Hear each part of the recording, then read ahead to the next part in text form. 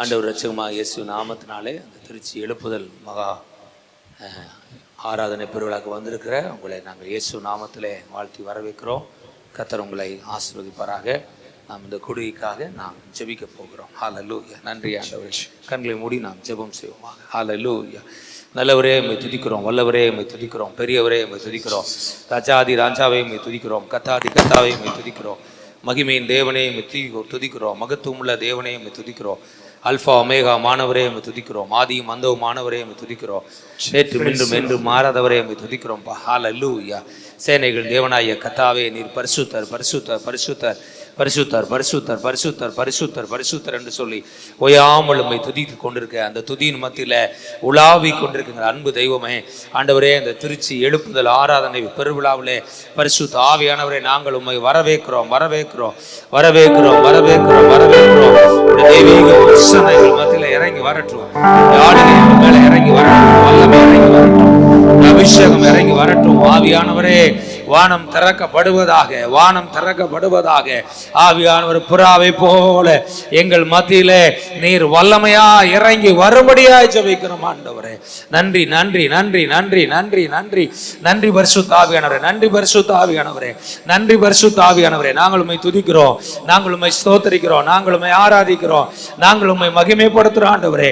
நீரே பெரியவர், நீரே உயர்ந்தவர், நீரே மகா ராஜா, நீரே மகத்துவம் உள்ள தேவனே, நீர் அற்புதமான தேவனே, அதிசயமான தேவனே, ஓ உன்னத தேவனே, 1000 கோடி ஸ்தோத்திரங்களை நன்றிகளை நாங்கள் ஏறெடுக்கிறோம் ஐயா. ஹல்லேலூயா ஹல்லேலூயா. நன்றி பரிசுத்த ஆவியானவரே. எல்லாம் வாயில திறந்து அப்படியே கர்த்தரை துதிக்க ஆரம்பிப்போம். நன்றி பரிசுத்த ஆவியானவரே, நன்றி பரிசுத்த ஆவியானவரே, எழுப்புதலின் ஆவியானவரே, வல்லமையின் ஆவியானவரே, அக்கினிமயமான தேவனுடைய பரிசுத்த ஆவியானவரே, உங்களுடைய தெய்வீக பிரசன்னங்களை நிரப்புவதாக, உங்களுடைய ஆளுகைகளை நிரப்புவதாக, உங்க வல்லமைகளை நிரப்புவதாக, உங்க ஆளுகை ஆண்டவரே பலமாய் இறங்கி வரும்படியா நாங்கள் ஜெபிக்கிறோம் ஆண்டவரே. சேரக்கூடாத ஒளிதனில் வாசம் செய்கிறவராய் நம்மத்தில இந்த இடத்துல அசைவாடுகிற தெய்வமாய், சேரக்கூடாத ஒளிதனில் வாசம் செய்யும் எங்கள் சேனைகளின் கர்த்தரே, சேராபீன்கள் போற்றி புகழ்ந்திடும் எங்கள் சேனைகளின் கர்த்தரே. 2 கரங்களை வானத்துக்கு என உயர்த்தி, சேரக்கூடாத ஒளிதனில் வாசம் செய்யும் எங்கள் சேனைகளின் கர்த்தரே, சேராபீன்கள் போற்றி புகழ்ந்திடும் எங்கள் சேனைகளின் கர்த்தரே. 2 கரங்களை உயர்த்தி, சேனைகளின் கர்த்தரே, சேனைகளின் கர்த்தரே, சேனைகளின் கர்த்தரே, சேனைகளின் கர்த்தரே. நீர் பரிசுத்தர் பரிசுத்தரே, சொல்லுவோமா? நீர் பரிசுத்தர் பரிசுத்தரே, நீர் பரிசுத்தர் பரிசுத்தரே, நீர் பரிசுத்தர் பரிசுத்தரே.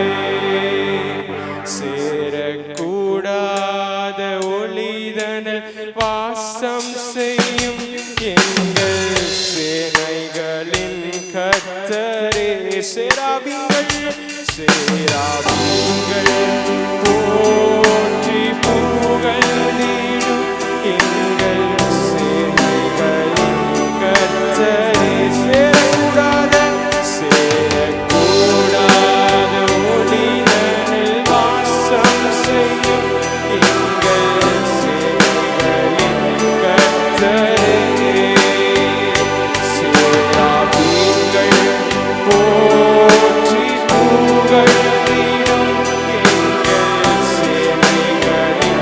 2 கரங்களை உயர்த்தி முழு கரத்தோடு, சேனைகளின் சேனைகளின் கர்த்தரே,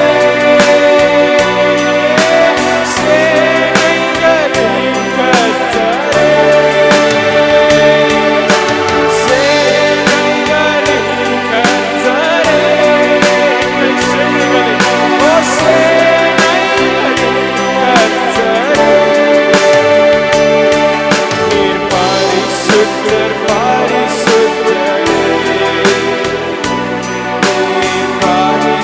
பரிசுத்தர் பரிசுத்தரே. சொல்லுமா, நீர் பரிசுத்தர் பரிசுத்தரே. Thank you Father. நீர் பரிசுத்தர் பரிசுத்தரே.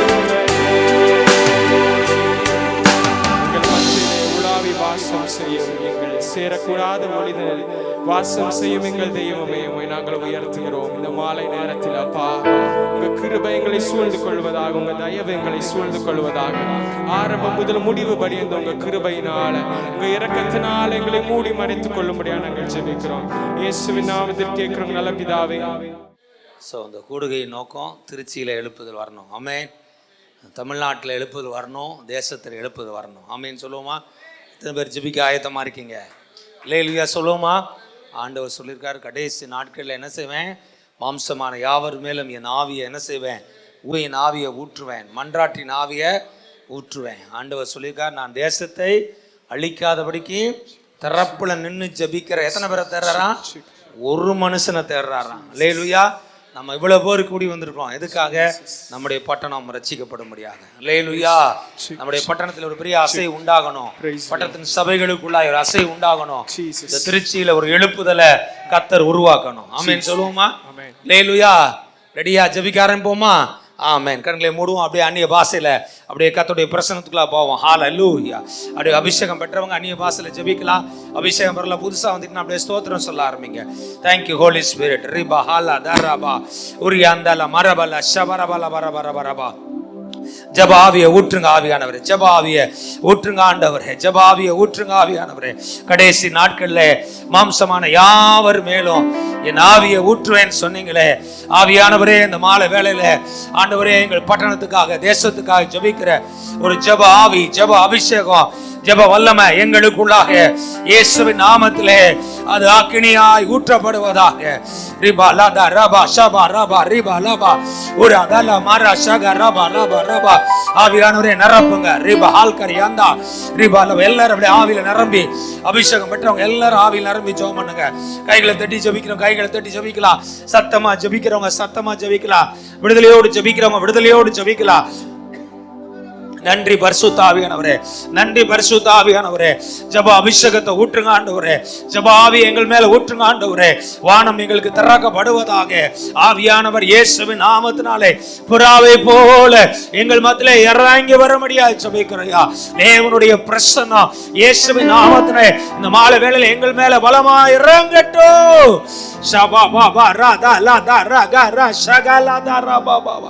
முதலாவது திருச்சி பட்டணத்துடைய எழுப்புதலுக்காக ரட்சிப்புக்காக ஜெபிக்க போகிறோம். எல்லா வலது கையை பரலோகத்து நேரம் உயர்த்தி ஜெபம் பண்ணுங்க. ஆண்டவரே, நாங்க வாழ்ற நாங்க இருக்கிற இந்த திருச்சி பட்டணத்துக்காக ஜெபிக்கிறான். நல்ல கையை உயர்த்தி சத்தமா ஜெபம் பண்ணுங்க.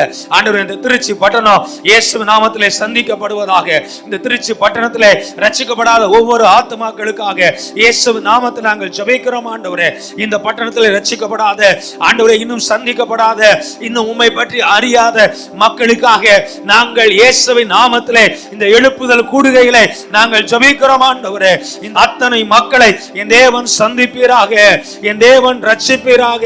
திருச்சியிலே பரிசுத்த ஆவியானவருடைய எழுப்புதலின் வல்லமை இயேசுவின் நாமத்திலே வானத்தை கிழித்து கொண்டு தேவனுடைய ஆவியானவர் பலமாய் எழுப்புதலை தரும்படியாய் ஜெபிக்கிறார். ஆண்டவரே, ஜனங்களை கட்டி வச்சிருக்க எல்லா கட்டுகள் அறுக்கப்படுவதாக, விக்கிரக வல்லமைகள் உடைக்கப்படுவதாக, சாப கட்டுகள் பாவ கட்டுகள் இயேசு நாமத்தில் உடைக்கப்படுவதாக, ஜனங்களுடைய மனக்கண்கள் இயேசு நாமத்தில் திறக்கப்படுவதாக. லீதியால் இருதயத்தை திறந்தது போல ஆண்டவரே, இந்த பட்டணத்திலே ரட்சிக்கப்படாத ஒவ்வொரு மக்களுடைய இருதயத்தை நீர் திறக்கும்படியாய் நாங்கள் ஜெபிக்கிறோம். ஆண்டவரே, இயேசுவின் நாமத்தில் என் தகப்பனுடைய கரம் இந்த திருச்சியில இறங்கி வரட்டும். சொல்லுங்க, இயேசுவின் நாமத்திலே திருச்சியில பரலோக தேவனுடைய கரம் இறங்கி வரட்டும். அந்த வார்த்தையை சொல்லுங்க. திருச்சியில பரலோக தேவனுடைய கரம் இறங்கி வரட்டும். ஒவ்வொரு ரட்சிக்கப்படாத நபர்களை என் கர்த்தருடைய கரம் தொடுவதாக. ஜனங்கள் மனம் திரும்புவார்களாக. ஆதி திருச்சபையிலே ஜனங்கள் கூட்ட கூட்டமாக ரட்சிக்கப்பட்டது போல இந்த திருச்சி பட்டணத்திலே இயேசுவின் நாமத்திலே ஜனங்கள் கூட்டம் கூட்டமாக திரள் திரளாக இயேசுவின் நாமத்திலே ரட்சிக்கப்படும்படியாய் ஜெபிக்கிறோம். ஆண்டவரே, ரட்சிக்கப்படாத ஒவ்வொரு ஆத்துமாக்கள் மேல இயேசுவின் ரத்தத்தை தெளிக்கிறோம். சொல்லுங்க, இந்த இந்த பட்டணத்துல ரட்சிக்கப்படாத ஒவ்வொரு ஆத்துமாக்கள் மேல இயேசுவின் ரத்தத்தை தெளிக்கிறோம் ஆண்டவரே. அவங்களை கட்டி வச்சிருக்க கட்டுகள்லாம் இன்றைக்கு இயேசுவின் நாமத்துல அறுக்கப்படுவார்களாக. கட்டுகள் அறுக்கப்படுவதாக, தடைகள் விலகுவதாக, இருள்கள் விலகுவதாக, அந்த காலத்தின் வல்லமைகள் விலகுவதாக. ஆண்டவரே, ஜனங்களை கட்டி வச்சிருக்க எல்லா பலவானின் வல்லமைகளை இயேசுவின் நாமத்துல கட்டுகிறோம். இந்த பட்டணத்தை விட்டு வெளியேறி போ. ரட்சிப்பின் வல்லமை இயேசுவின் நாமத்தினாலே திருச்சியிலே கர்த்தர் தர்றதுக்காக நன்றி ஆண்டவரே. கர்த்தர் ஜெபத்தை கேட்டு ரட்சிக்கப்படாத ஒவ்வொரு நபர்களை திருச்சியிலே கர்த்தர் சந்திச்சதுக்காக, தொட்டதுக்காக, வருகின்ற நாட்களை ரட்சிக்கப்பட போறதுக்காக கரங்களை தட்டி ஆவியில் நிரம்பி ஆமென்னு சொல்லுங்க. நன்றி ஆண்டவரே.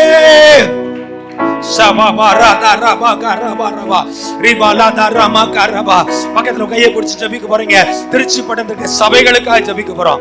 ஆண்கள் ஆண்கள், பெண்கள் பெண்கள். பக்கத்துல யாராவது கையில இருந்தாங்கன்னா கையை பிடிச்சு ஜெபிங்க, கையை பிடிச்சு ஜெபிங்க. இயேசுவின் நாமத்திலே ஆண்டவரே, இந்த திருச்சி பட்டணத்திற்கு ஒவ்வொரு சபைகளுக்காக ஜெபிக்கிறோம் ஆண்டவரே. சபையின் மூலமா தான் எழுப்புதல், சபையின் மூலமா தான் அறுவடை ஆண்டவரே. இந்த திருச்சி பட்டணத்திற்கு ஒவ்வொரு சபைக்காக ஜெபிக்கிறோம் ஆண்டவரே. ஒவ்வொரு ஊழியக்காரர்களுக்காய் நாங்கள் முதலாவது ஜெபிக்கிறோம். இந்த திருச்சி பட்டணத்துல ஊழியம் செய்யற ஒவ்வொரு ஐவக ஊழியர்கள் மேல கர்த்தருடைய கரம் இறங்கி வரட்டும்.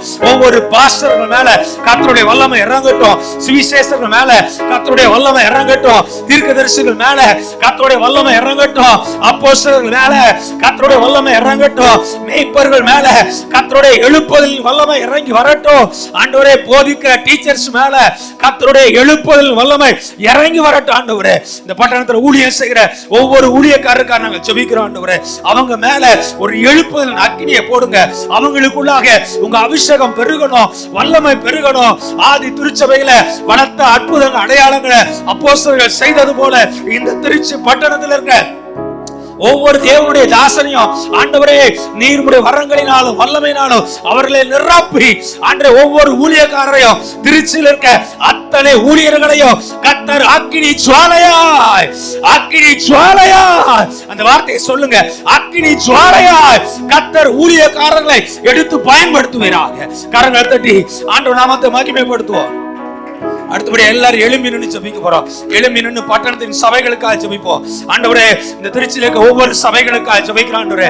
ஒவ்வொரு திருச்சபையிலும் ஆதி திருச்சபையில கர்த்தருடைய எழுப்புதலின் ஆவி ஊற்றப்பட்டது போல, அற்புதங்கள் நடந்தது போல, அடையாளங்கள் நடந்தது போல ரட்சிக்கப்படுகிறவர்களை கர்த்தர் அனுதினமும் டெய்லி அனுதினமும் சபையில சேர்த்தார்னு பைபிள்ல போட்டிருக்கு. சோமனுக்கு ஆண்டவரே வலதுகை உயர்த்தி சொல்லுங்க. ஆண்டவரே, எங்க சபைகளுக்காக ஜெபிக்கிறோம்பா.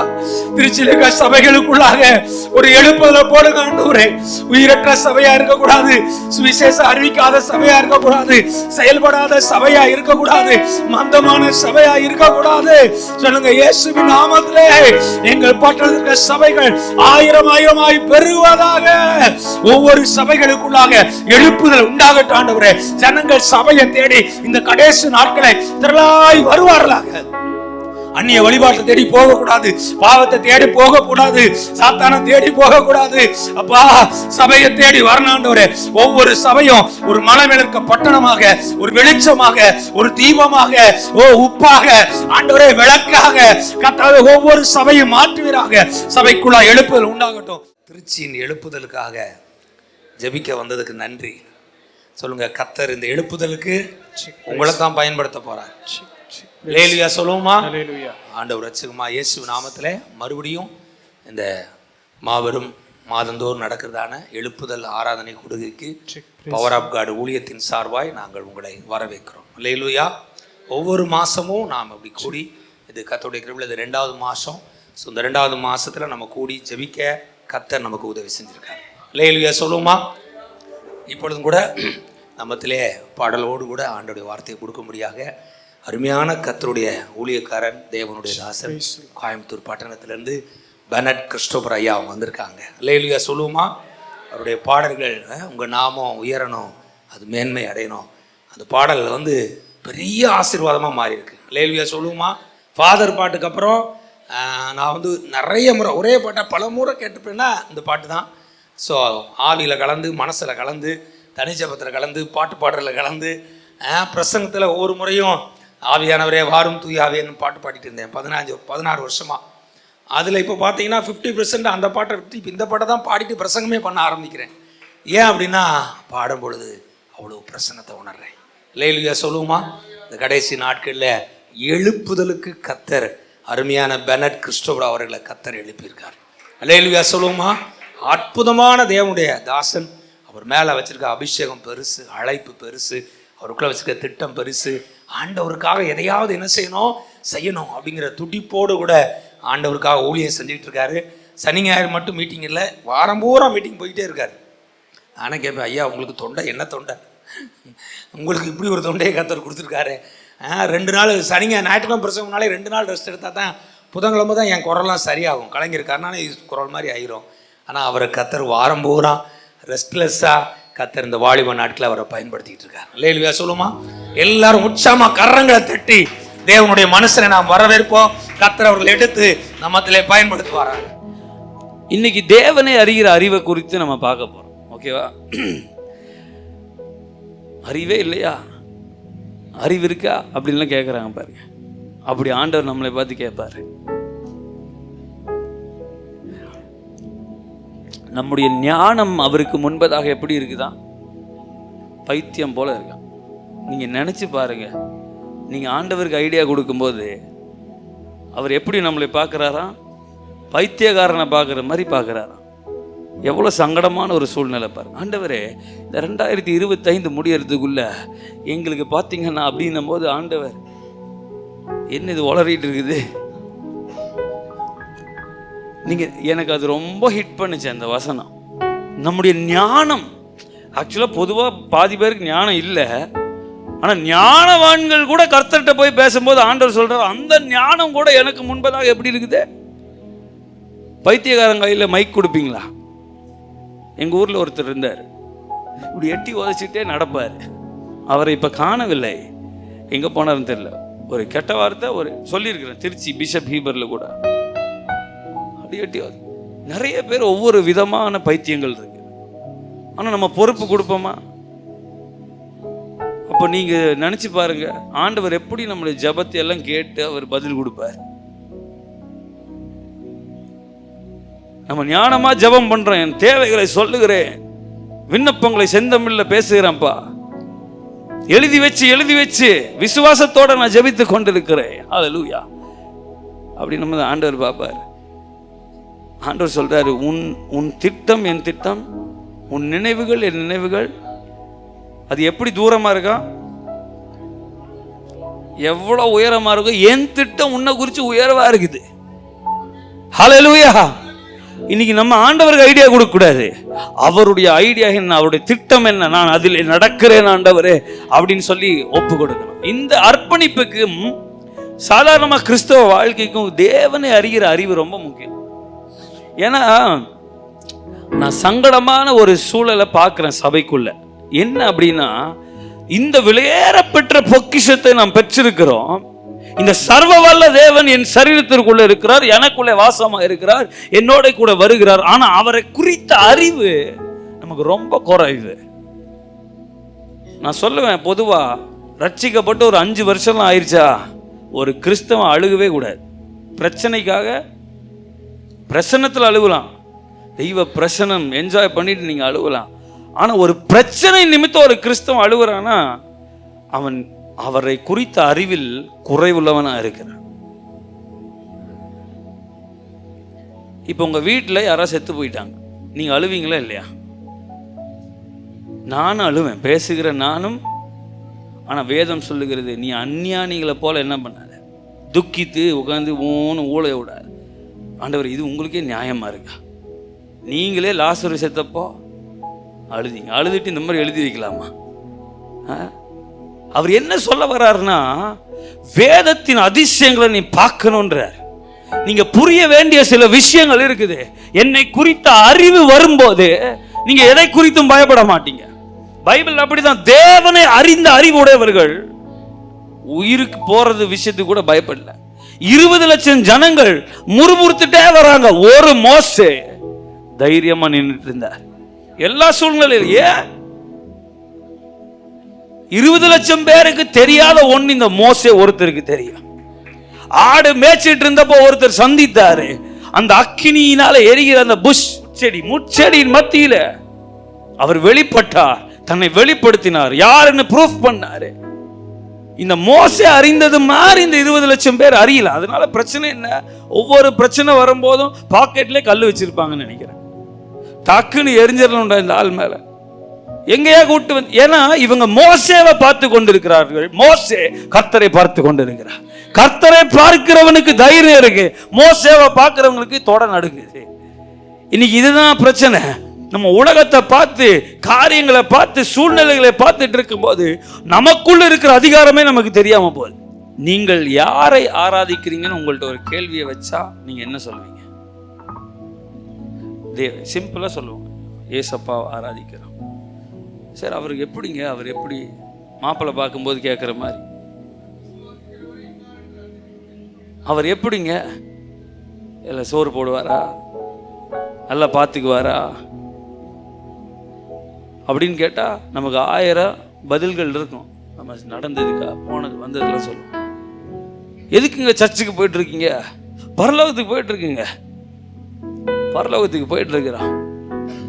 வேதம் ஒரு வசனத்தில் அழகா சொல்லுது, யோவான் 17:3, திருப்பிக் கொள்ளுங்கள் என்னோடு கூட. ஒன்றான மெய்தேவனாகிய உம்மையும் நீர் அனுப்பினவராகிய இயேசு கிறிஸ்துவையும் நித்திய ஜீவனை ஒரு அறிவுக்குள்ள வச்சிருக்கிறார். நம்ம நினைக்கிறோம் ஒரு நித்திய ஜீவன், ஒரு இடத்துக்கு போக போறோம் அப்படின்னு. கண்டிப்பா போக போறோம்.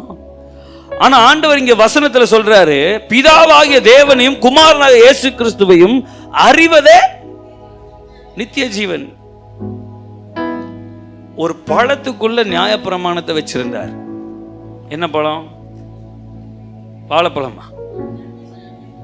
அதுதான் ஒரு குழந்தைகிட்ட கேட்டேன், ஆதாம் ஏவாள் என்ன பழம் சாப்பிட்டாங்க? ஆப்பிள் பழம் அங்கிள் அப்படின்னுச்சு. நம்ம அப்படி வரைஞ்சி விட்டுருக்கோம், பார்வைக்கு அழகா இருக்குன்னு ஆப்பிள் பழத்தை வரைஞ்சாச்சு. சரி, அதுக்கு பக்கத்திலே ஒரு மரம் இருந்துச்சு, அது ஜீவ விருட்சம். ஆக்சுவலா அவங்க அந்த ஜீவ விருட்சத்தை சாப்பிட்டு இருந்தாங்கன்னு வைங்க, தேவ மகிமையோடு நித்திய காலமா வாழ்கிற நித்திய ஜீவன் அங்கேயே உண்டாயிருக்கு. எங்க? ஏதேன் தோட்டத்திலே நித்திய ஜீவன் ஒரு மரத்தில் இருந்துச்சு. எப்படி நன்மை தீமை அறியத்தக்க அறிவு ஒரு பழத்தில் இருந்தது போல, நித்திய ஜீவனை அடைகிற அறிவு அந்த பழத்தில் இருந்துச்சு. ஆனா அது கண்களுக்கு மறைக்கப்பட்டது. எது வேண்டாமோ அந்த பழத்தை அவங்க சாப்பிட்டதுனாலே ஆண்டவர் சொல்றாரு, இவங்க இந்த மரத்தின் கனியை புசித்து அங்கே சாகாமல் அதே தோட்டத்துக்குள்ள இருக்க கூடாதுன்னு சொல்லி இவர்களை தோட்டத்தை விட்டு என்ன பண்றாரு? வெளியே அனுப்புறார். நித்திய ஜீவன் அந்த அறிவில் இருக்கு. இப்ப இயேசு கிறிஸ்துவின் நாம், இது பிப்ளிக்கல் டேர்ம்ஸ் எல்லாம் கொஞ்சம் ஆழமானது. இப்போ ஒரு பேர் அப்படின்னு எடுத்துட்டோம்னா நம்ம எதுக்கு வச்சிருக்கிறோம்? கூப்பிடுறதுக்கு வச்சிருக்கிறோம். ஆனா ஆண்டவருடைய பேர் அப்படி கிடையாது. இயேசு கிறிஸ்துவின் நாமம் உயர்ந்த உயர்ந்த அடைக்கலம், நீதிமான் அதற்குள் எதற்குள் ஓடுகிறான்? அந்த நாமத்திற்குள் ஓடுகிறான்.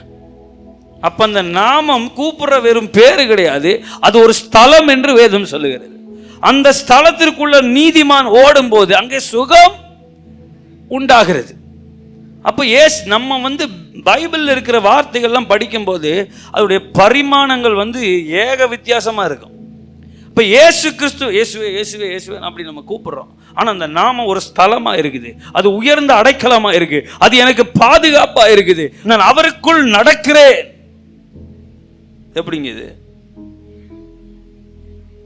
நான் அவருக்குள் நடக்கிறேன். பவுல் எழுதி வச்சிருக்கிறார், I walk inside of him. Because அவர் ஒரு அந்த பேர் ஒரு ஸ்தலம், அந்த பேரு ஸ்தலம்னா அவரே ஒரு ஸ்தலமா இருக்கிறார். அந்த ஸ்தலத்துக்குள்ள எனக்கு ஆரோக்கியம் உண்டு. ஹல்லேலூயா. அங்கே சுகம் உண்டு. அப்ப அவரை அறிய வேண்டிய பிரகாரமாய் வேதம் அப்படி சொல்லுது, அவரை அறிய வேண்டிய பிரகாரமாய் நீ அறியணும். தேவனை அறிய வேண்டிய பிரகாரமா அறிஞ்சிங்கன்னா அழவே மாட்டீங்க. தேவனை அறிய வேண்டிய பிரகாரமா அறிஞ்சிட்டீங்கன்னா உங்களுக்கு தெரியும் அற்புதம் எங்க எனக்கு உள்ளதா இருக்குது.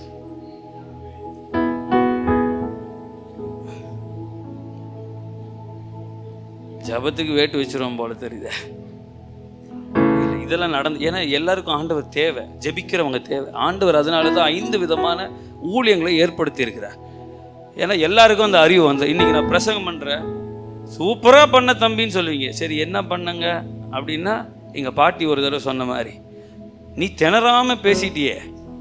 இப்போ திணறாமல் பேசுனா செம பிரசங்கம், கொஞ்சம் திணறி பேசுனா அது கொஞ்சம் சுமாரான பிரசங்கம். எங்கள் பாட்டி அடிச்சு, நல்லா பேசுனடா, எனக்கு ஒரு ஆசை, என்ன பாட்டி பேசுன அப்படின்னோடனே, நீ திக்காம திணறாம 1 மணி நேரம் பேசுனா பாரு அப்படின்னா, அட பாட்டி.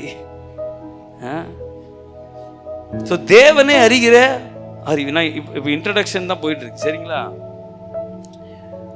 ஸோ இப்போ தேவனை அறிகிற அறிவுக்கு இந்த வேதம் எனக்கு ரொம்ப ஹெல்ப் பண்ணுது. ஆமென். இல்லைன்னா இந்த வேதம் இல்லைன்னா அவர் தெரியாது, இயேசுவுக்கு தெரியாது, தேவனை தெரியாது. ஆனால் வேதம் சொல்லுகிறது, நீ தேவனை, பிதாவாகிய தேவனை நீ அறியணும், இயேசு கிறிஸ்துவையும் அறியணும்.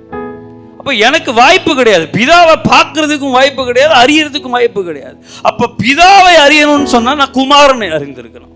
இயேசு சொல்றாரு, என்னை கண்டவன் பிதாவை கண்டிருக்கிறார். என் மூலமா தான் நீங்க பிதாவிட்ட போக முடியும். நீ என்ன பார்த்தீங்கன்னா பிதாவை பார்த்த மாதிரி என் சிந்தை அவர் சிந்தை ஒன்றா இருக்கிறது, அவரும் நானும் ஒன்றா இருக்கிறோம். அப்போ கிறிஸ்துவை அறிகிற அறிவு இருந்தா போதும், நம்ம தேவனை அறிகிற அறிவினாலே நிரப்பப்படுகிறோம். ஹல்லேலூயா.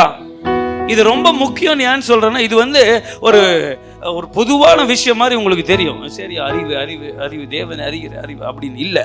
ஒருவன் தேவனை அறிய வேண்டிய பிரகாரமா அறிந்தவனுடைய வாழ்க்கையில அவன் பேசுகிற வார்த்தைகள் பார்த்தீங்கன்னா வித்தியாசமா இருக்கும், அவன் செய்கிற செயல்கள் பார்த்தீங்கன்னா வித்தியாசமா இருக்கும். ஒரு பிரச்சனை வந்தா அவன் பண்ற டீலிங்ஸ் இருக்கு பாருங்க, அது வேற லெவல்ல இருக்கும். அது வசனத்துக்கு ஒத்து இருக்கும், அது கர்த்தர் மேல விசுவாசத்தோடு இருக்கும், எதற்கும் பயப்படாம இருப்பான், தனக்கு இருக்கிற பணத்தை நம்ப மாட்டான், தனக்கு இருக்கிற இன்ஃப்ளூயன்ஸ் நம்ப மாட்டான். தேவனை அறிந்தவன் செயல்படுகிற விதம் இருக்கு பாருங்க. சிலரை பார்த்தா பைத்தியம் மாதிரி தெரியும் பாருங்க, என்ன இந்த ஆளு பொழைக்க தெரியாத ஆளா இருக்கிறாரு. அவங்க தான் கர்த்தரை அறிந்தவர்கள்.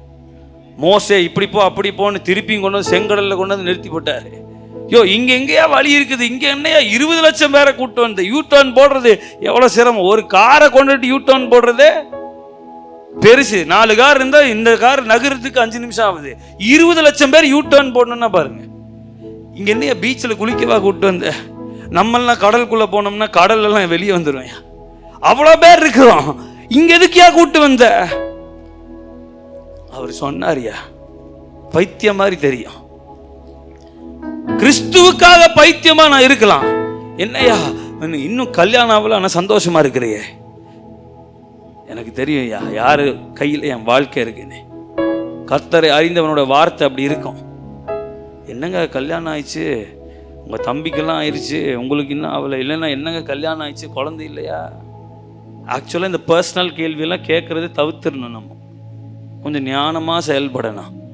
அவனே நொந்திருப்பான். அவன்கிட்ட போய் என்ன தம்பி கல்யாணம் ஆகலையா, ஆள் வேற பார்க்கறதுக்கு வயசான மாதிரி ஆகிட்டே போற, உனக்கு எப்படி ஆகும் அப்படின்னு கேட்டிங்கன்னா உள்ள தைரியமாக அவனுக்கு என்ன ஆயிரும்? ஞானமாக பேசு. என்னங்க குழந்தை எது இல்லையா, கர்த்தர் கொடுப்பாரியா அப்படி சொல்லணும். விசுவாச வார்த்தைகளை பேசணும். தேவனை அறிகிற அறிவு உங்க வாயில வெளிப்படணும், உங்க செயல்பாட்டில் வெளிப்படணும். கர்த்தர் அறிந்திருக்கிறேன் சொல்றவங்களுக்கு நிச்சயமா வாழ்க்கையில் ஒரு வித்தியாசத்தை நீங்க பார்ப்பீங்க. கடன் பாரம், கடன் தாங்க கொஞ்சம் கேன்சர் கூட சரியாயிருது. இந்த கடன் பிரச்சனை என்ன பண்றதுன்னு, எங்க ஏரியாவில் ஒருத்தர் 50 லட்சம் கடன் வாங்கி காணாம போயிட்டார். எங்க போயிட்டாரு? நல்ல ஒரு சகோதரன் காணாம போயிட்டார். காணாம போயிட்டாருன்னா அவரு ஓடி ஒளிஞ்சிட்டாரு. இங்க என்ன பண்றதுன்னு தெரியல அவங்களுக்கு. எதையோ நம்பி கடனை வாங்கி வச்சுட்டு கட்ட முடியாம குடும்பமா எஸ்கேப் ஆயிட்டாங்க. இது கிறிஸ்தவத்திலையும் நடக்குது பாருங்க. அதுதான் என்னை வேதனைப்படுத்துது. இந்த தெய்வம் எவ்வளோ பெரிய தெய்வன், இவரை குறித்த அறிவு இல்லாம இப்படி நம்ம செய்யும் போது அவர் எவ்வளோ சங்கடப்படுவார். நான் இருக்கிறேன்னு என் பிள்ளைகளுக்கு காரியம் செய்ய, அவரோட பாதத்தில் ஃபர்ஸ்ட் போய் உட்கார்றதுக்கு நம்மளுக்கு அவ்வளோ கஷ்டம். எனக்கு தெரிஞ்ச ஒரு தம்பிக்கு ஒரு தீர்க்கதரிசி இப்படி ஆலோசனை கொடுத்தாரு. அவன் இந்த பேங்க்ல வேலை செஞ்சுட்டு இருந்தான். ஆள் பிடிச்சு உங்களுக்கு லோன் தரேன், அந்த கமிஷன் வாங்கி வாழ்றது. அலையிறான் அலையிறான், அவனுக்கு கிடைக்கவே மாட்டேங்குது. அவன் வாழ்க்கையில் ஜபம் கிடையாது, தேவனுக்கு அவனுக்கு சம்பந்தம் கிடையாது. அவர் சொன்னார், நீ 1 மணி நேரம் என் சமூகத்தில் உட்காரு, நீ 10 நாள் அலையிறத 10 நிமிஷத்தில் கொண்டு வந்து உன் கையில் கொடுப்பேன். இந்த ஆகாரம் அந்த அம்மா அழுகும்போது, இஸ்மவேலை கையில் தூக்கிட்டு அழுகும்போது, ஆண்டவர் நீரூற்றை உண்டு பண்ணினாரா, நீரூற்றை பார்ப்பதற்கு கண்ணை திறந்தாரா?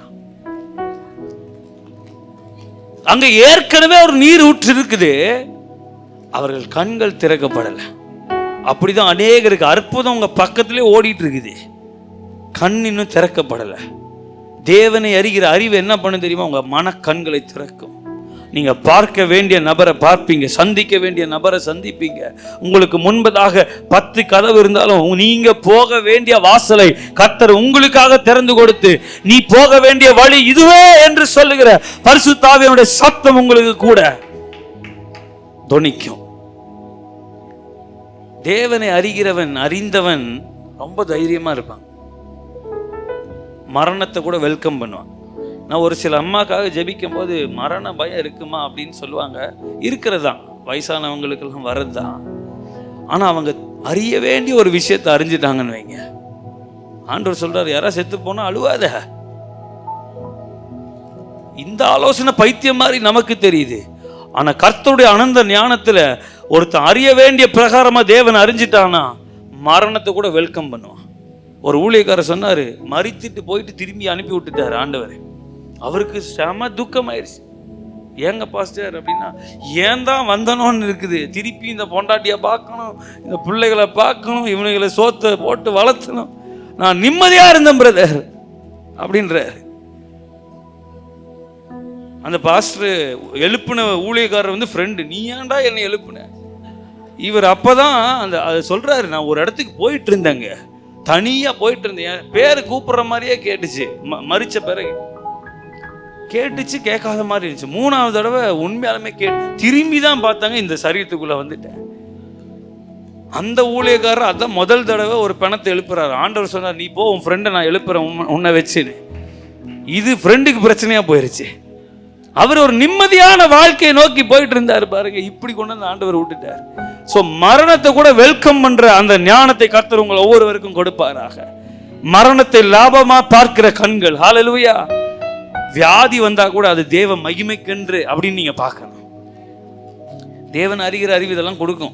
டைம் இல்லாதனால நான் வசனத்துக்குள்ள ரொம்ப முக்கியமான வசனம் மட்டும் போவேன், சரிங்களா?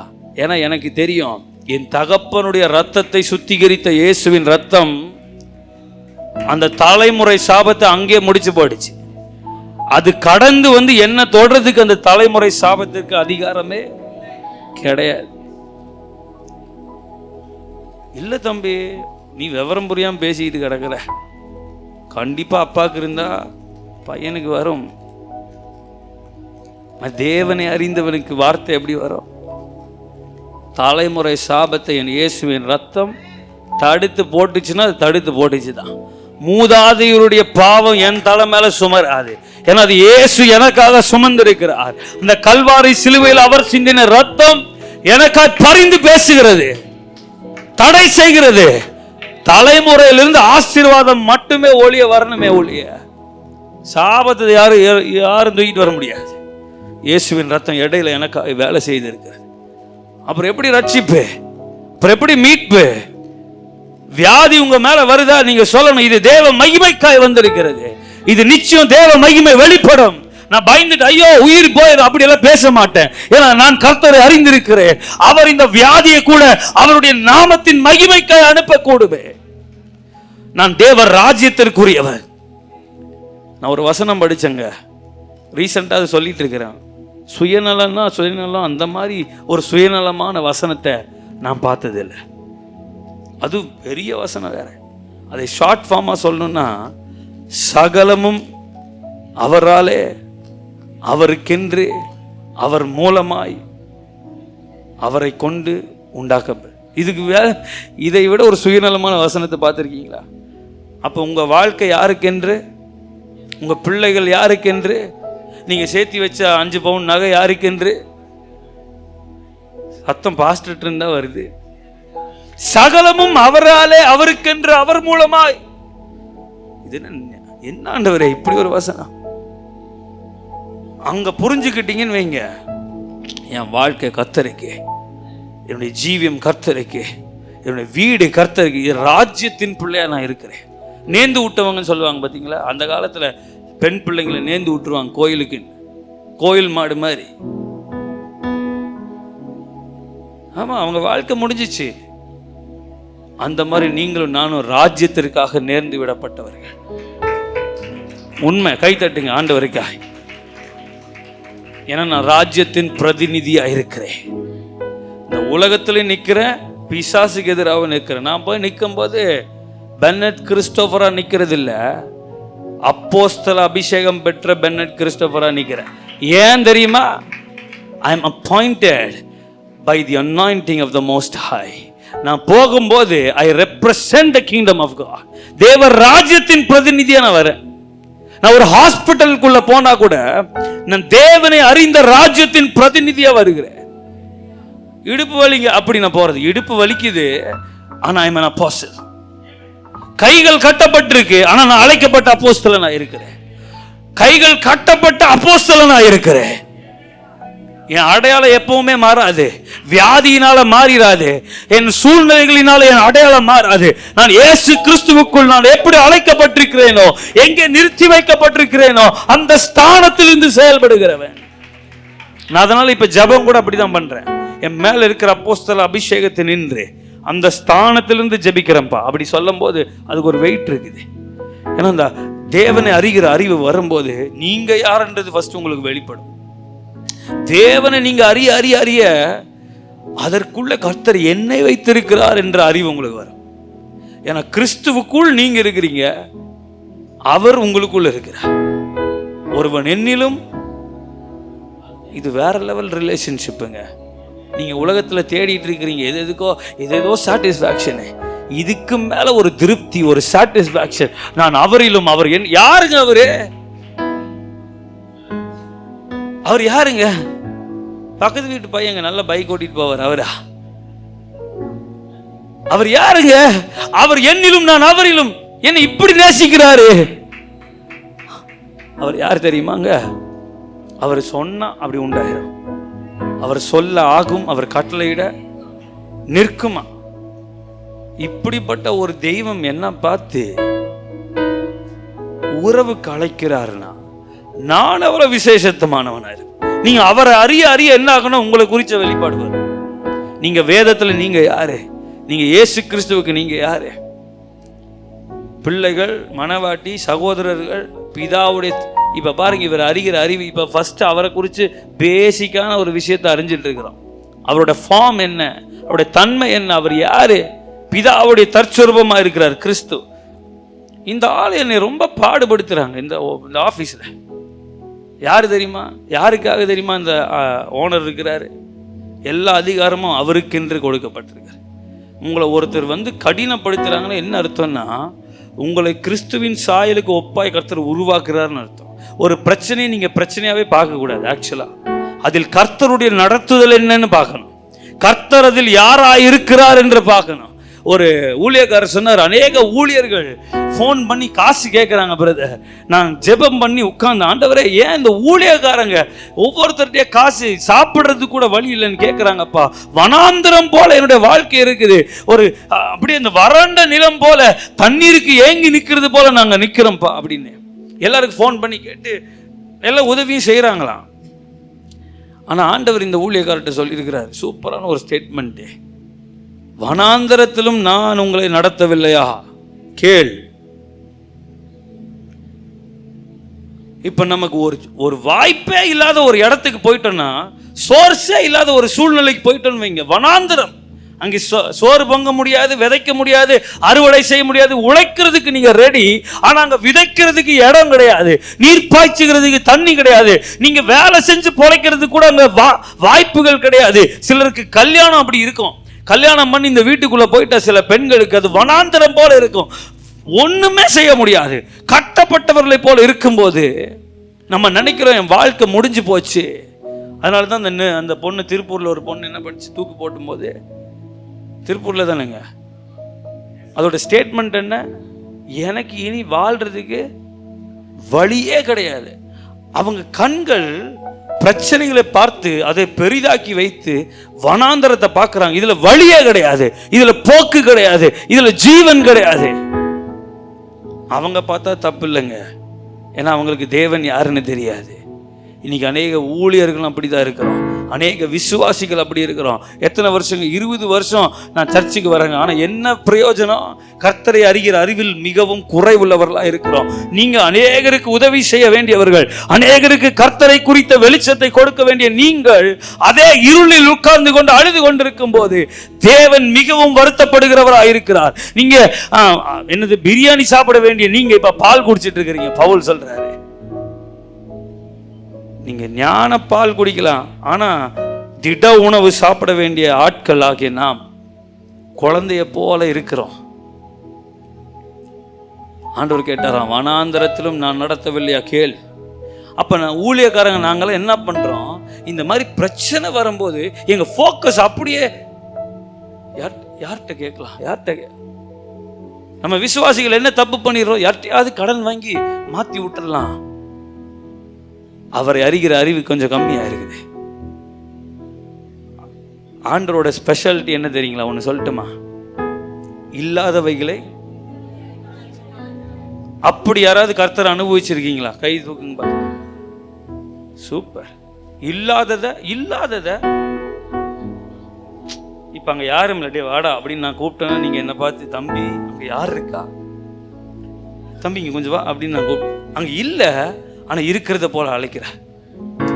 உங்களுக்கு தேவைக்கு பணம் உங்கள்ட்ட இல்ல, ஆனா அவரு இருக்கிறத போல அழைக்கிறார். என் பிள்ளைக்கு போ, அவர் சொன்ன என்ன ஆயிரும்? அங்க உண்டாயிரும். அவர் கட்டளையிட்டா அங்க இருக்கும். இது யாரு? என்னோட உறவு ஆடுகிற என் தேவன். என் தேவன் அப்படிப்பட்டவர். ஆனா அந்த அறிவில் நம்ம குன்றி இருக்கும்போது இந்த பிரச்சனை நம்ம அமுக்குது, இந்த பிரச்சனை நம்ம மேல அதிகாரம் செலுத்துது. நமக்கு இருக்கிற ஆளுகை நமக்கு புரியல. அந்த பிரசங்கம் வந்துட்டே இருக்குது, நான் சொல்லிடுறேன். அது ரொம்ப பிரயோஜனமா இருக்கு. ஏதேன் தோட்டத்தில், அது பெரிய சப்ஜெக்ட், ஆண்டவர் சொல்லிட்டே இருக்கு. ஆமென்.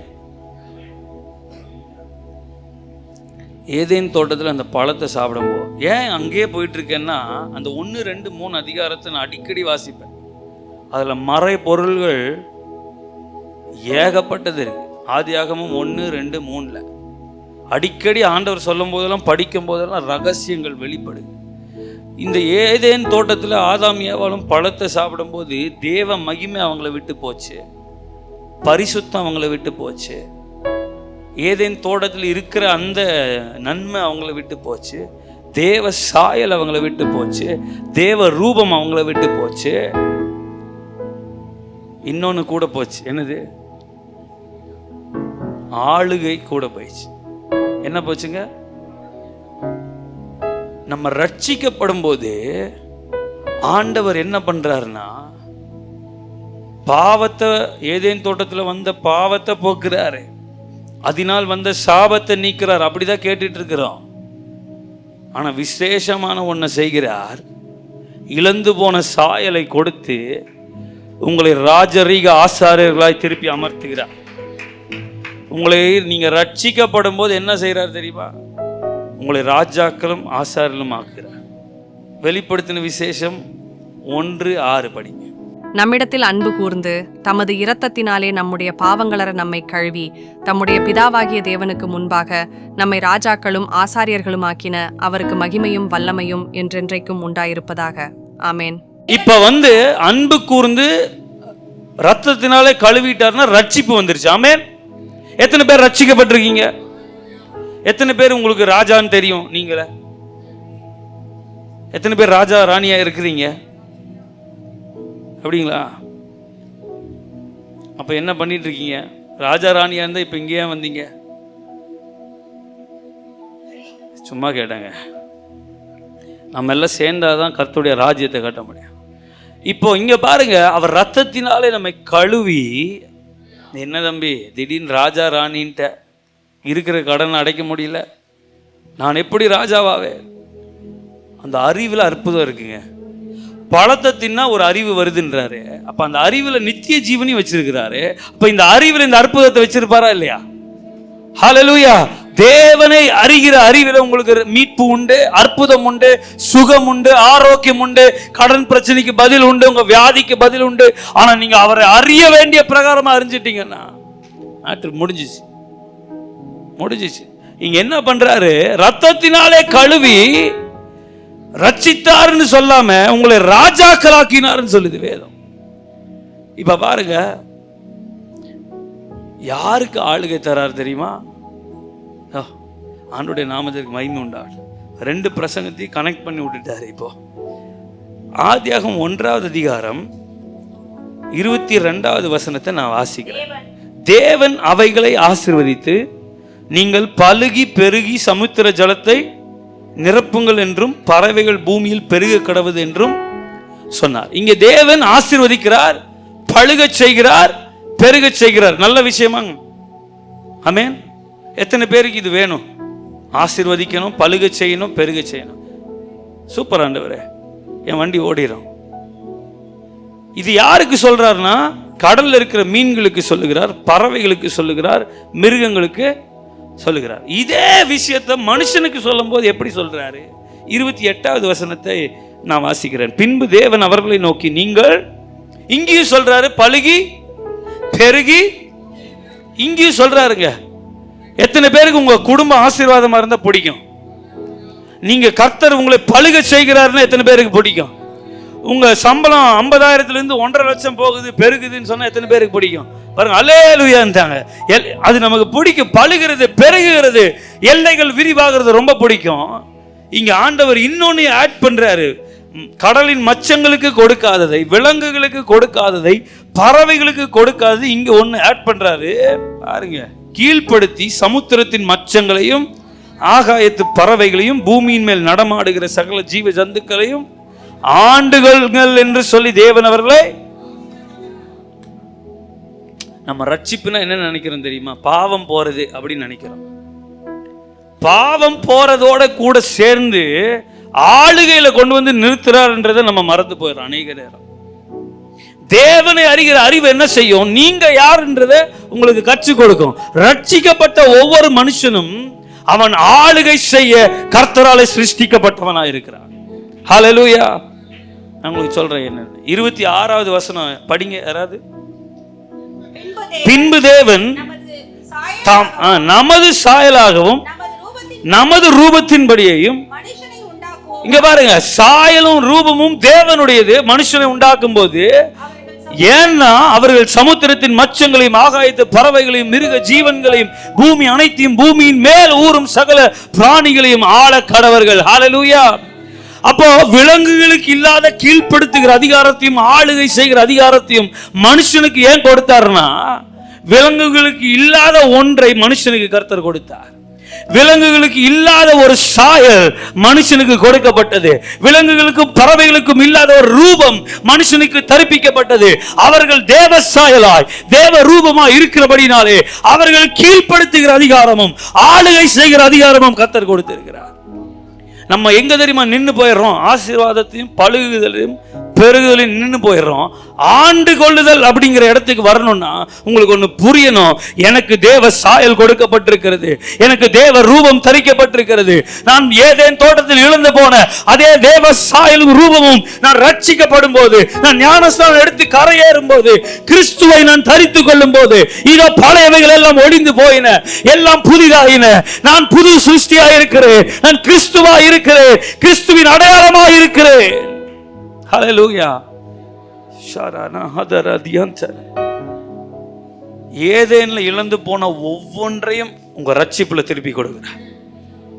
நீங்க பூமிக்கு கட்டளையிட முடியும்.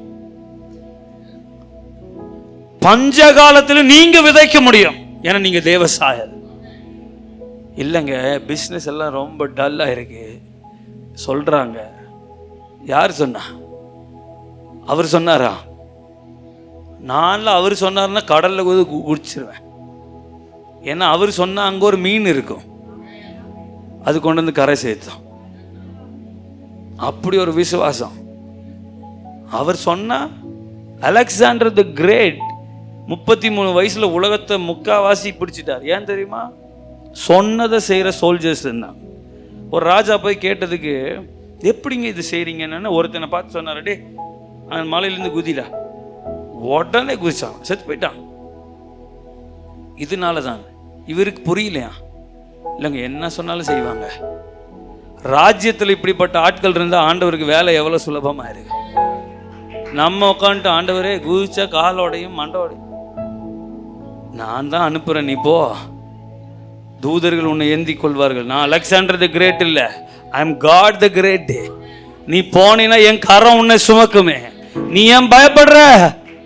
அவரை அறிகிற அறிவு வரும்போது நீங்க மரணத்துக்கு கூட பயப்பட மாட்டீங்க. நீ வா, என்ன பார்த்துக்கலாம் வான்னுவீங்க. ஏன்னா ஆளுக யார்கிட்ட இருக்கு? உங்ககிட்ட இருக்குது. கர்த்தர்கிட்ட இருந்து தான் உங்கள்கிட்ட கொடுத்தாரு, நீங்க தான் அவன்கிட்ட கொடுத்துட்டீங்க. தேவ சாயலும் தேவ ரூபமும் இருந்துச்சுன்னா உங்களுக்கு ஆளுக இருக்கு. ரட்சிப்புல பாவம் சாபம் மட்டும் போலங்க, வியாதி மட்டும் போலங்க, ஆளுகையும் போயிடுச்சுங்க. இன்னைக்கு அந்த ஆளுகை குறித்து உங்களுக்கு அறிவு இருந்துச்சுன்னு வைங்க, பூமிக்கு நீங்க கட்டளையிட்டா அது நிச்சயம் பலன் கொடுக்கும், நிச்சயம் பலன் கொடுக்கும். ரொம்ப போகுது எனக்கு உள்ள. இயேசு கடலின் மேல் நடந்தார். ஏன் வெயிட்டே இல்லாம இருந்தாரா? அதிகாரம். தண்ணி வேற சப்ஜெக்ட். இன்னைக்கு தான் பாஸ்டர்கிட்ட பேசுறேன். அந்த ஆதியா 1:2-3 தான் இருக்குது. ஆனா பேதுரு அவர் நடக்கிறத பார்த்தப்ப வா, பேதுரு இறங்கி நிக்கிறாரு, தண்ணியில நிக்கிறாரு. அங்க என்ன நடக்குது தெரியுமா? இயற்கையின் மேல ஒரு அதிகாரத்தை கொடுக்கிறார். நான் நடக்கிற மாதிரி நீ என்ன பண்ணலாம். ஆனா எப்ப போக்கஸ் ஷிஃப்ட் ஆகுதோ அங்க திடீர்னு உஷ்ன்னு வந்தானே இவரை பஸ், அவருக்கு பேண்ட் லூஸ் ஆகும்போது அவர் உள்ள போயிட்டார். அதுவரை இயேசுவை பார்த்துட்டு இருந்தப்போ ஒரு தைரியம், அந்த ஆளுகைத்துவத்துக்கு வந்துட்டாரு. பிரச்சனையின் மேல ஒரு அதிகாரம் வந்துருச்சு. தண்ணியில எப்படிங்க நிக்கிறது? இந்த கடன் எப்படிங்க போகும்? இந்த வியாதி எப்படிங்க போகும்? அது போகுதோ போகல, நீ மேல இருந்து நடக்கலாம். வேதம் சொல்லுது, நீ தண்ணீர்களில் கடக்கும் போது அவைகள் உண்மையில், அதுதான் அற்புதம். நீ அக்கினியை நடக்கும் போது, அக்கினியே வேண்டாம் இல்ல, நீ நடக்கும் போது வேகாது இருக்கிறது அற்புதம். நான் போனங்க அதுக்குள்ள மழை வந்துருச்சுங்க, அப்படி இல்லை. நீங்க அக்கினியில நடக்கும் போது வேகாது இருக்கிறீங்க பாருங்க. என்ன செய்றீங்க தெரியுமா? உங்க ஆளுகை அங்க உண்டாகுது. அக்கினி உங்களை எரிக்க முடியாமல், ஏன்னா நீங்க அக்கினியின் மேல் அதிகாரம் உள்ளவர்களா இருக்கிறீங்க. நான் சொல்றது புரியுதுங்களா? மண்டே ஆட்டிட்டு மருமகன் போட்டு அடிக்கிறாருங்கன்னு சொல்லக்கூடாது. நீங்க மருமகனை ஆளுகை செய்யணும், மருமகளை ஆளுகை செய்யணும். எப்படி ஆளுகை செய்யுங்க? முட்டியை பிடிச்சி அப்படி இல்லை, நீங்க சொல்லணும், என் மருமகளுடைய கரங்களை நான் கட்டி வைக்கிறேன்ப்பா. ஜோக்குக்கு சொன்னாலும் எல்லாம் சீரியஸ் ஆயிட்டாங்க பாருங்க. நல்ல ஜபமா இருக்கு. இயற்கையை நீங்க கட்டளை இடலாம். நான் ஒரு வீடியோ பார்த்தேன். சைனா தேசத்துல ஒரு அம்மாவும் 2 குழந்தைங்கள் எல்லாம் விளையாண்டு இருப்பாங்க. எத்தனை பேர் பார்த்துருக்கீங்கன்னு தெரியல. ஒரு புலி வந்துடும். இந்த அம்மா ஜீசஸ் ஜீசஸ் ஜீசஸ் சொல்லும், புலி பின்னிட்டு ஓடும். நம்மள என்ன பண்ணுவோம்? முடிஞ்சது, ஐயோ இந்த 2 பிள்ளைங்களை வேணா வச்சுக்கோ. நானா தான் அப்படிதான் பண்ணியிருப்பேன். எனக்கு 2 பிள்ளை இருக்கு, இந்த வச்சு சாப்பிட்டுட்டு போயிட்டு வரேன்னு. என்ன சொல்றீங்க? ஏன்னா நம்ம செத்த பரலோகம் கன்ஃபார்மா இல்லையான்னு தெரியாது. அந்த அம்மா ஜீசஸ் ஜீசஸ் ஜீசஸ். புலிக்கு என்னங்க ஜீசஸ்ன்னு தெரியுமா? புலிக்கு தெரியுங்க. அவைகளெல்லாம் கர்த்தரை துதிக்குது, கர்த்தரை பாடுது. அவங்க சாபம் எதனால வந்துச்சு தெரியுமா? நம்மனால வந்துச்சு. புல்ல திங்க வேண்டிய புலி இன்னைக்கு நம்மளே தின்னுட்டு இருக்குன்னா, பாவம் வந்த பிறகுதான் நான்வெஜ் வந்துச்சு. புரியுமா? தெரியுமா அது உங்களுக்கு? ஆண்டவர் மனுஷனையும் சிங்கத்தையும் புலியெல்லாம் படைக்கும் போது கீரையும் செடியும் தின்னுட்டு கடந்து தான் படைச்சார். என்னைக்கு பாவம் வந்துச்சோ அன்னைக்கு நான் வெஜிடேரியன்ஸ் உண்டாயாச்சு. இன்னைக்கு புலி நம்மளை சாப்பிடுதுன்னா அது பாவத்தின் விளைவு. ஆனா பாவம் செஞ்சது யாரு? யாருங்க? ஏன் அவங்க பாவம் இங்க பாதிக்குது? இவங்க ஆளுகை அவங்க மேல இருந்துச்சு. உங்க கையில கொடுக்கிற பொறுப்பு ரொம்ப முக்கியமானது. நீங்க மிஸ் ஆனீங்க, உங்களுடைய பாதிப்பு நீங்க யார் யார் மேலெல்லாம் ஆளுகை செலுத்த வேண்டுமோ அங்கெல்லாம் வரும். விலங்குகள் பாவம் செய்யல, ஆனா நம்ம பாவத்தினுடைய brunt of the sin that we had committed was faced by unfortunate animals. சிங்கங்கள், புலிகள் எல்லாம் நம்முடைய பாவத்தை வாங்கிட்டு சுத்திட்டு கிடக்குது. ஆனா பண்ணது யாரு? அப்ப நீங்க எவ்வளவு கேர்ஃபுல்லா நீங்களும் நானும். இப்போ என் பிள்ளைகள் நான் பண்றது, அப்ப நீங்க கற்றுக் கொடுங்க. பாஸ்டர் அருமையா பிள்ளைகளை நடத்துற, கூப்பிடும் போதே பாஸ்டர் லீடர் தான் கூப்பிடுறாரு. ரொம்ப சந்தோஷமா இருந்துச்சு. அவங்களுக்கும் நான் ஒரு பாஸ்டர் அப்படின்னு தான் அவங்க நினைக்கிறாங்க. ஒரு லீடர், அந்த அந்த அந்த வேர்ட்ஸ் அவங்களை உருவாக்கும். ஆக்சுவலா இது பிப்ளிக்கல் பிரின்சிபல். அந்த ஸ்தானத்தில் அவங்களை அழைக்கணும். சின்ன பையன் உனக்கு ஒன்றும் தெரியாது, அப்படி இல்லை. இன்னைக்கு நிறைய பேர் அப்படிதான் சொல்ல கேட்டிருக்கிறீங்க. ஆனால் தேவனை அறிகிற அறிவுடையவங்க ஞானமாக பேசுவாங்க, பிள்ளைகள்கிட்ட ஞானமான வார்த்தைகளை பேசுவாங்க, ஆளுகை செய்ய பழகுவாங்க, சூழ்நிலைகளை அடக்கி ஆளுவாங்க. அந்த புலி ஓடுதுன்னா என்ன அர்த்தம்? இவங்களுக்குள்ள இருக்கிற அந்த ஆளுகை அந்த புலியின் மீது உண்டாகுது. இன்னைக்கு பிரச்சனையை பார்த்து நீங்க ஓடுறீங்களா, உங்களை பார்த்து பிரச்சனை ஓடுதான்றது நீங்க எந்த அளவுக்கு தேவனை அறிந்து வைத்திருக்கிறீங்கன்ற விஷயத்துல இருக்கு. உண்மையா சொல்றேங்க, நீங்க தேவனை அறிஞ்சிட்டு நீங்க ஒரு நிமிஷம் ஜெபம் பண்ணி பாருங்க. உபவாசம் எல்லாம் தேவனோட உறவாடுறதுக்கு தான் உங்களுக்கு உபவாசம், பிரச்சனைக்காக போடக்கூடாது. நீங்க பேசும்போது கர்த்தர் அப்படியே நிற்க பண்ணுவார். ஏன்னா ஆளுகை கர்த்தர் கொடுத்திருக்கிறார், ஆளுகை கொடுத்திருக்கிறார். எக்ஸாம்பிளுக்கு சாத்ராக் மேஷாக் ஆபேத்நேகோ சொல்லாத மீட்டிங்கே இல்லை. அவங்கள அங்க தீச்சூள எரியுதுங்க. இங்க பாருங்க ஆளுகை எப்படி யூஸ் பண்றாங்க. உங்களை அப்படி கட்டி வச்சுட்டு தீயை எரிச்சிட்டு இருந்தா உங்க கண்ணெல்லாம் எங்க இருக்கும்? ஒரு கும்பிடு தானே போட்டு அவர்கிட்ட மன்னிப்பு கேட்டுக்கலாம். நம்ம அப்படிதான் செய்வோம். ஆனா அவங்களோட பார்வை எப்படி?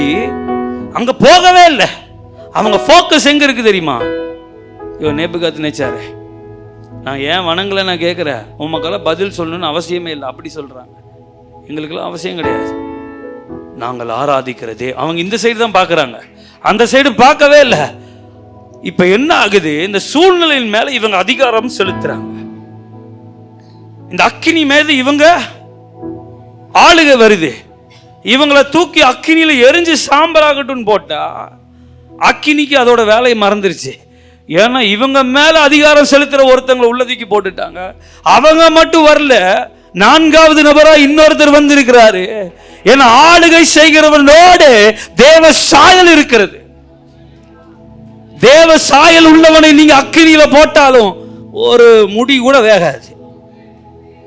தேவ சாயல் இருக்கிறவனை நீங்க சிங்க கபியில போடுங்க, கயிறே வேண்டாம், சிங்கத்தின் வாய்கள் கட்டப்பட்டிருக்கும்.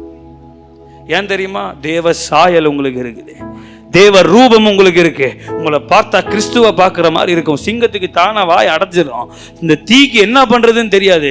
நமக்கு மேல ஒரு அக்னியை தூக்கி உள்ள போட்டிருக்கிறாங்களே, நம்ம வேலையை காட்டாம அமைதியா இருப்போம் அப்படி சொல்றீங்க. நீங்க வெளியே வரும்போது இந்த அக்னியின் மீது அதிகாரம் செலுத்தி ஜெயம் அடித்தவர்களா வெளியே வருவீங்க. இப்ப உங்களுக்கு இருக்கிற பிரச்சனைகள் இருக்கு பாருங்க, என்ன பண்ணுதுன்னா உங்க ஃபோக்கஸ் அந்த பிரச்சனை மேலதான் வச்சிருக்கு. ஆமாவா இல்லையா? நீங்க பண்ற ஜெபம் பிரச்சனை தான் சொல்லும்.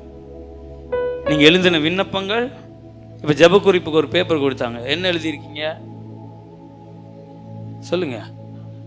ப்ராப்ளம்ஸ் எழுதி. இயற்கை அது, கண்டிப்பா வேணும். நானும் எனக்கு ஒரு பிரச்சனை வரும்போது சொல்ல முடிஞ்சா சொல்லுவேன். நான் நிறைய சொல்றது இல்லை, ஏன்னா என் தேவன் பார்த்து கொள்வார். நான் ஒன்று கேட்பேன், இது நூடே நடந்து போவேன், ஆனால் ஒரு முடி கூட உங்கள் சித்தம் இந்த அக்கினிக்குள்ளே நடக்கணும்னா நான் ரெடி, ஐ எம் ரெடி. ஆனால் வெளியே நான் வரும்போது சேதம் அணுகாமல் நான் வந்துடுவேன், எனக்கு தெரியும் அப்படின்னு ஒரு விசுவாசம். பயப்படாதீங்க எதுக்கும். உங்களுக்குள்ள இருக்கிறவர் பெரியவர், அவர் பெரியவர், அவர் பெரியவர், அவர் பெரியவர். அவர் எல்லா பிரச்சனையும் விட அவர் பெரியவருங்க. நான் வந்து வாழ்ந்துட்டு இருக்கிறேன். I am enjoying my life. ஆனால் என் வாழ்க்கை 1.5 வருஷத்துக்கு முன்னாடி 1 வருஷத்துக்கு முன்னாடி அப்படி கிடையாது. ஆனாலும் நான் நல்லா தான் இருந்தேன், நல்லா சாப்பிட்டுட்டு, கவலையே இருக்காது. என் ஒய்ஃப் கேட்பா, உனக்கு கவலையே இருக்காதா? என் ஒய்ஃப்ட்ட ஆண்டவர் பேசிகிட்டே இருப்பார். அவ கவலை எல்லாமே இருக்கும், நான் கவலைப்பட்டுட்டு இருப்பாள். அவளுக்கு என்ன வேணும்? அவரை அறிகிற அறிவு. என்ன சொன்னாலும் உங்களுக்கு 1 மணி நேரம் பண்ணாலும் ஏறுமான்னு தெரியல, அவருக்கு வாழ்க்கை ஃபுல்லாக பண்ணிட்டு இருக்கிறேன். உள்ள போகவனா இருந்து அப்பா அவ கெரியரில் மேலே போகணும்னு நினைக்கிறாங்க. என் ஒய்ஃப் அவள் ஐடி கம்பெனியில் ஹெச்ஆராக இருக்கிறாங்க. ஏதோ ஒரு கோர்ஸ் படிக்கணும்னு சொன்னாங்க. எதுக்குப்பா நீ கோர்ஸ் படிக்கணும்? ஆண்டவர் எப்போ உன்னை அழைக்க போகிறாரு சீக்கிரத்தில். இல்லைங்க என் கெரியர். உனக்கு தாங்க கெரியரே கிடையாது. அது ஹிட் ஆக மாட்டேங்குது. உங்களுக்கு சொல்லி வச்சிருக்கிற எந்த கோர்ஸும் நம்ம படிக்க வேண்டாம். நீ வேணா பைபிள் கோர்ஸ் வேணா படி, அதுதான் நம்மளை கொண்டு போகிற திசைக்கு ஏற்றதாக இருக்கும். அப்போ அந்த அறிவு என்ன செய்யுது? கரெக்டான டெசிஷன் எடுக்க. அது படிச்சுட்டா அவங்க சம்பளம் பல லட்சங்கள் வரும். இப்போவே 1.25 லட்சத்துக்கு ஹைதராபாத்தில் கூப்பிட்டாங்க, வர முடியாதுன்ட்டு. பாதியிலும் கம்மி தான் இப்போ வாங்குகிறோம். இப்போ போன மாதத்துலேருந்து வேற கதை சம்பளம், அதுக்கு முன்னாடி வரையும். ஆனால் நான் சொன்னேன், இந்த சம்பளம் போதும். கோயம்புத்தூரில் ஆண்டவர் இருக்க சொன்னால் கோயம்புத்தூரில் தான் இருப்பேன். இது தேவன் அறிகிற அறிவு செய்கிற வேலை. எங்கே 1.5 லட்சமா? இதான் வரங்க, வீட்டை காலி பண்ணிட்டு அம்மா அப்பாவெல்லாம் இங்கே எட்டி ஓச்சிட்டு இதோ வருகிறேன்.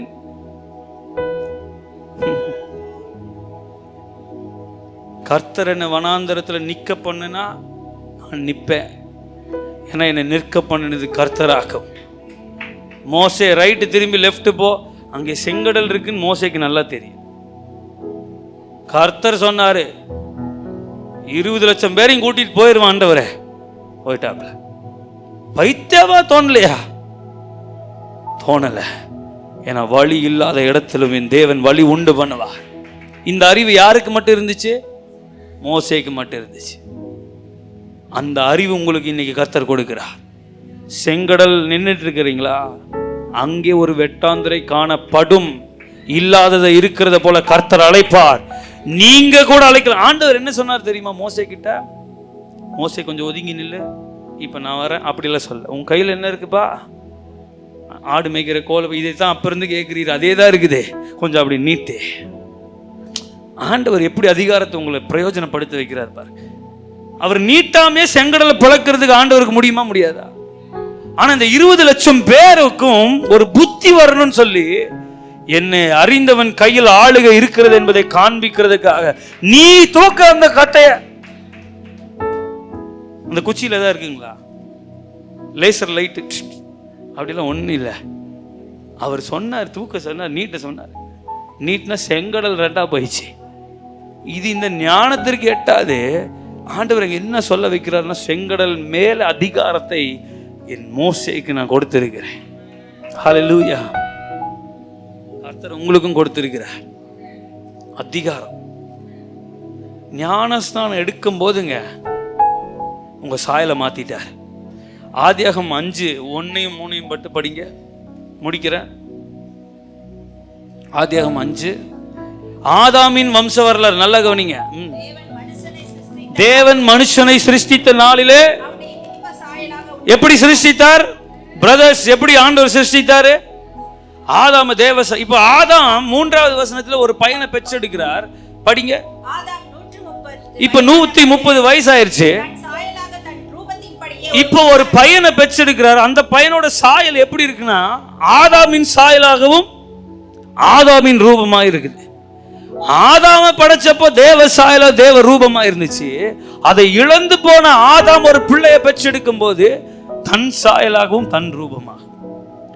ஆளுகை இழந்த பிறகு, தேவ சாயலை இழந்த பிறகு, நீங்க என்ன பாட்டு போட்டாலும் சரி, என்ன மாதிரி என்ன ஊழியம் பண்ணாலும் சரி, நீங்க ஆளுகையும் தேவ சாயலும் இல்லாம செய்யற ஒவ்வொன்றுமே உங்க மாம்சத்தின் சாயலின்படி தான் இருக்கும் என்பதை நீங்க மறந்தே போகக்கூடாது.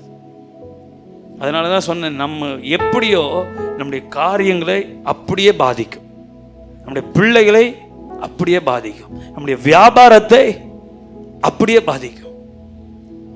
தேவ சாயலாக உண்டாக்கப்பட்ட ஆதாம் பாவம் செய்த பிறகு ஒன்ன பெற்றெடுக்கிறாரு.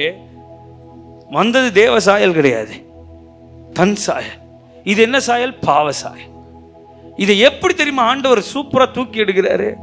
ரட்சிப்பின் அனுபவத்துல ஏதேன் தோட்டத்தில் இழந்து போன ஒவ்வொன்றையும் திருப்பி கொடுத்துட்டார். ஒவ்வொன்றையும் கொடுத்துட்டார். பாவத்தை முடிச்சிட்டாரு, சாபத்தை முடிச்சிட்டாரு, வியாதியை முடிச்சிட்டாரு. தேவ சாயல் இல்லாம இருந்ததுக்கு கிறிஸ்துவை தரித்து கொண்டாரு, ஆளுகையும் கையில கொடுத்துட்டாரு. இப்ப இந்த விஷயம் என்னன்னா, ஆளுகை நம்ம கையில இருக்குன்றது புரியாததுனால நாம இன்னும் பிரச்சனைக்காக உபவாசம் போட்டுட்டு இருக்கோம்.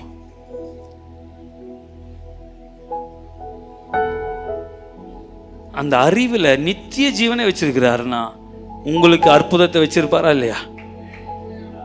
நிச்சயம் நிச்சயம். இன்னைக்கு கர்த்தர் உங்களோட பேசிட்டே இருக்கிறார். இந்த மாதிரி நான் இந்த ரெண்டையும் நான் சேர்த்து பேசினதே இல்லை. எப்படியோ பேசி வச்சுட்டார் என்னைய.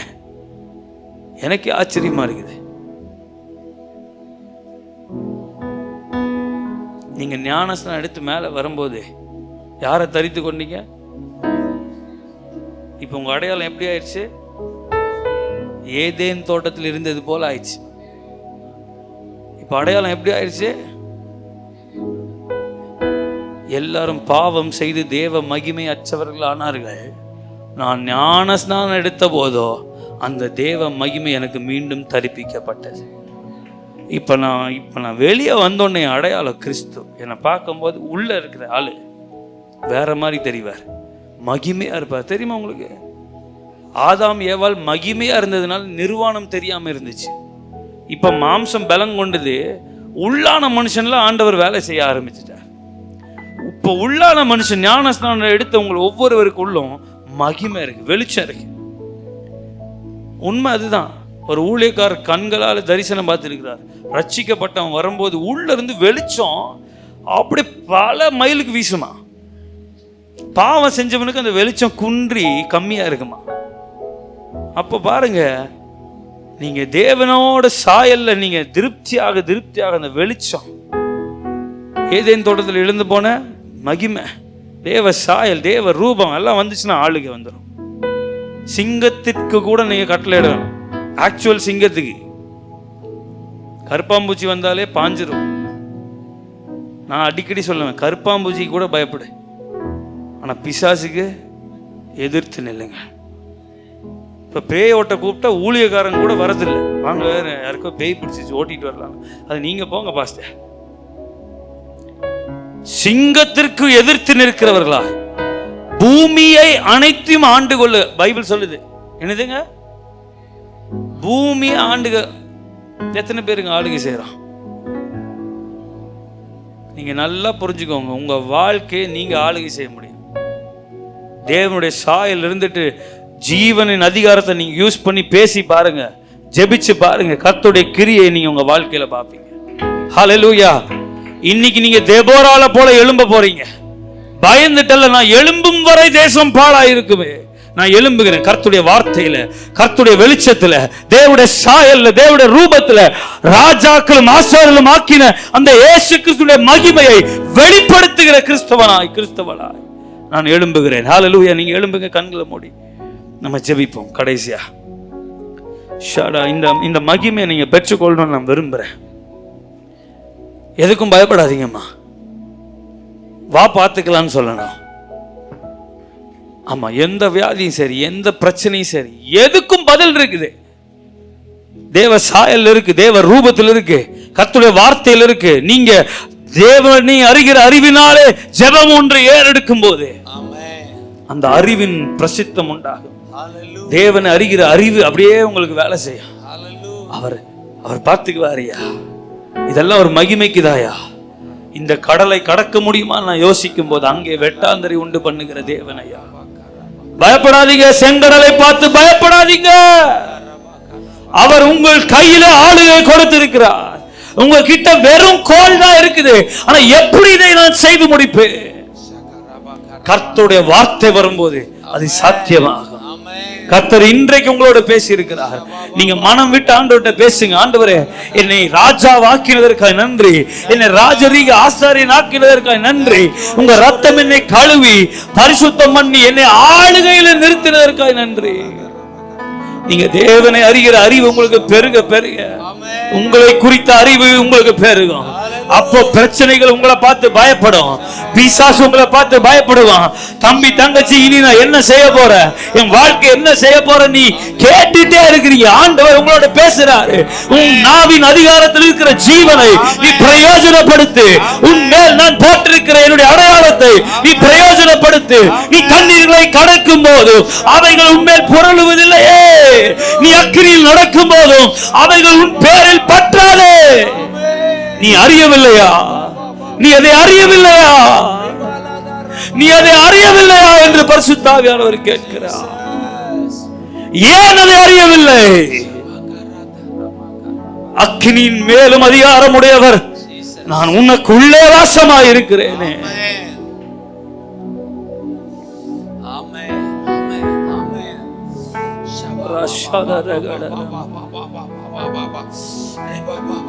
கிறிஸ்துவை அறிகிற அறிவின் மேன்மைக்காய் லாபமாயிருந்தவைகளை நான் நஷ்டம் என்று விட்டேன். ஏங்க உங்களுக்கு அங்க நல்ல வேலை கிடைச்சது, நல்ல சம்பளத்தோட ஏன் போல? கர்த்தர் இங்க இருக்க சொல்லி இருக்கிறார், நான் இங்க இருக்கிறேன். இது போதும் என்று சொன்னார், நான் இங்க இருக்கிறேன். என் வாழ்க்கைக்கு நான் மெய்ப்பன் அல்ல, கர்த்தர் மெய்ப்பரா இருக்கிறார். நான் அவர் நடத்துற வழியில் என் அதிகாரத்தை செயல்படுத்துவேன். எகிப்திலிருந்து கானானுக்குள்ளே கொண்டு போகிறது கர்த்தர், ஆனா செங்கடலை பிளக்க வேண்டியது என் கையில் இருக்கிற கோலாக்கும்.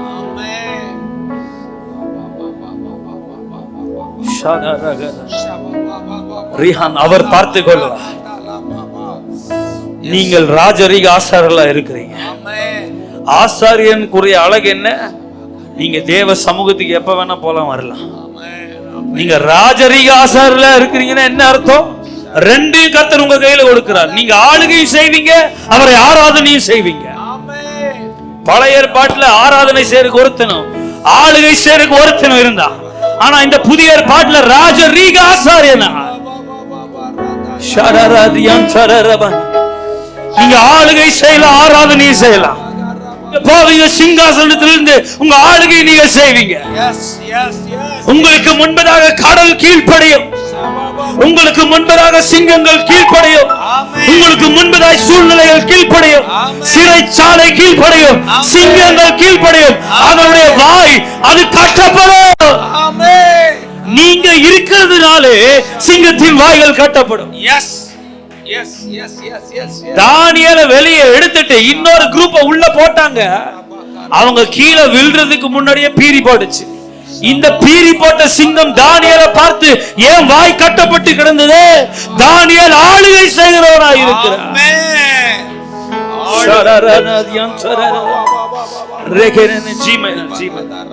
கர்த்தருடைய அபிஷேகத்தை நான் பேசுறேன்.